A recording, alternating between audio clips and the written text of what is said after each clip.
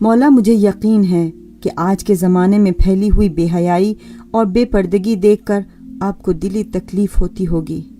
آج عورت سے اس کی شخصیت، وقار، عزت اور پاکیزگی چھیننے کے لیے طرح طرح کے راستے اپنائے گئے ہیں۔ آزادی اور ترقی کے نام پر اخباروں، ٹی وی اور انٹرنیٹ کے ذریعے اسے کم سے کم کپڑوں میں لا کر کبھی کوچے و بازار میں کھڑا کر دیا جاتا ہے تو کبھی اسٹیجوں کی زینت بنا دیا جاتا ہے۔ وہی اسٹیج جہاں مردوں کا مکمل لباس میں آنا ان کی عزت کی علامت ہے۔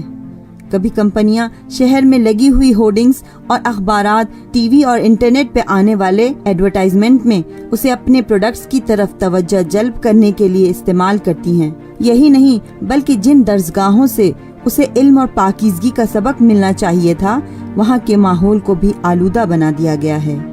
ایسے حالات میں شرم و حیا، پاکیزگی کردار اور حجاب کی پابندی کے ساتھ آگے بڑھنے والی خاتون کا مذاق اڑایا جاتا ہے۔ مولا یہ حالات آپ کو خون کے آنسو رلاتے ہوں گے، لیکن مولا میں آپ کا انتظار کرنے والی خاتون ہوں۔ میں ایسے حالات میں ہار نہیں مانوں گی۔ یہ آپ سے میرا وعدہ ہے کہ میں اس راستے پر چلوں گی جس کی آپ کو مجھ سے امید ہے۔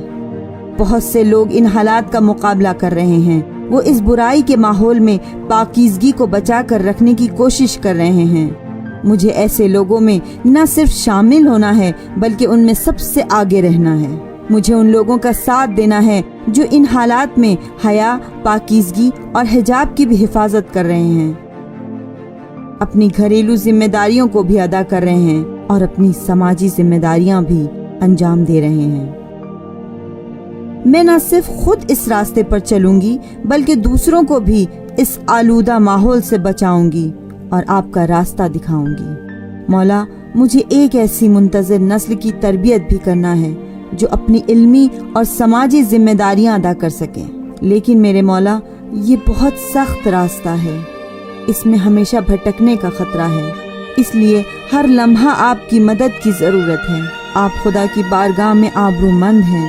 خدا سے میرے لیے دعا کیجیے کہ میں اپنی ان ساری ذمہ داریوں کو ادا کر سکوں۔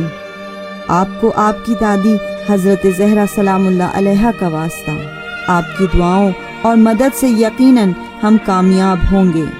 گناہوں اور بے حیائی کے مقابلے میں جاری یہ تحریک ضرور کامیابی کی منزلوں تک پہنچے گی۔